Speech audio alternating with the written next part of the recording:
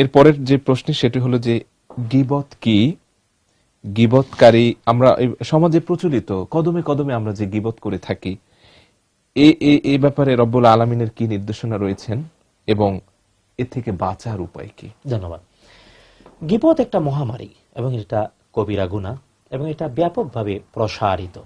আল্লাহ সুবহানাহু ওয়া তাআলা এবং তার হাবিব মুহাম্মদুর রাসূলুল্লাহ সাল্লাল্লাহু তাআলা আলাইহি ওয়াসাল্লাম গীবত আমাদের সাথে পরিচয় করিয়েছেন। যেমন রাসূল সাল্লাল্লাহু আলাইহি ওয়াসাল্লাম প্রশ্ন করা হয়েছে গীবত কি, রাসূল সাল্লাল্লাহু আলাইহি ওয়াসাল্লাম বলেছেন যিকরুকা আখাকা বিমা ইয়াকরাহ, তোমার ভাইয়ের এমন কোন কথা পিছনে বলা যেটা সে অপছন্দ করে।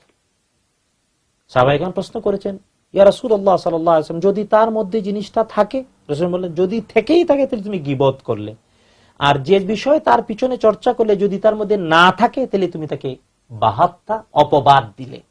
তো অপবাদ, বুহতান বা অপবাদ এক জিনিস, গীবত এক জিনিস। গীবত মানে হলো সত্য ঘটনা ব্যক্তির পিছনে চর্চা করা যেটা সে অপছন্দ করে, এর নাম গীবত।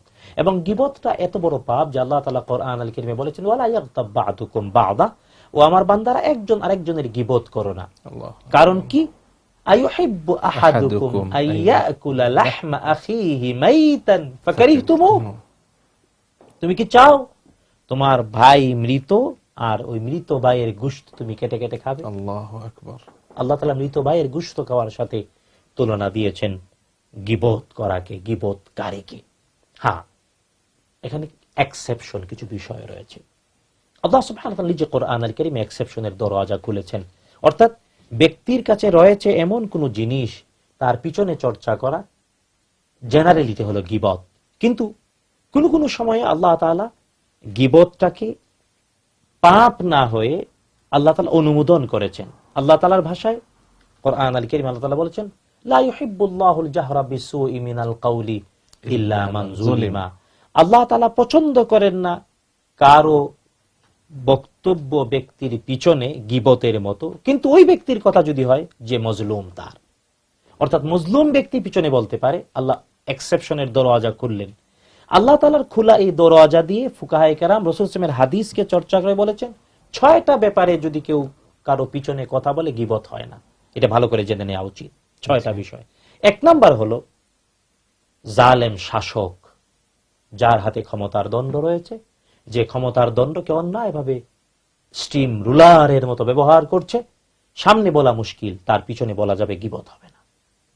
2 নাম্বার, কোন ব্যক্তি যখন ফতোয়া চাইবে কোন আলেমের কাছে, কোন ব্যক্তির পিছনে তার অপছন্দনীয় বিষয় বলতে হবে ফতোয়া ক্লিয়ার করার জন্য, এই ক্ষেত্রে গীবত হবে না।